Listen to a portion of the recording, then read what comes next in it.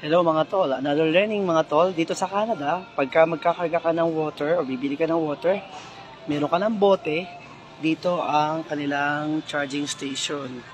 So babayaran mo siya ng $2, $2 Canadian. Mimili ka ng mga ikakarga mo. Ito yung malaki, 18.9 liters, 11.3 liters, stop, 3.78 liters. Tapos ayan, papasok lang natin dito.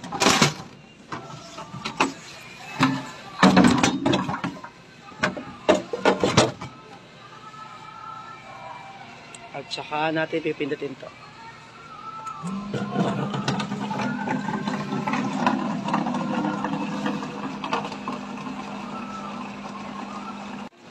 Kung walan tayo ng cover, free siya. Pag sa ibang store, may bayad to. So, ayan o.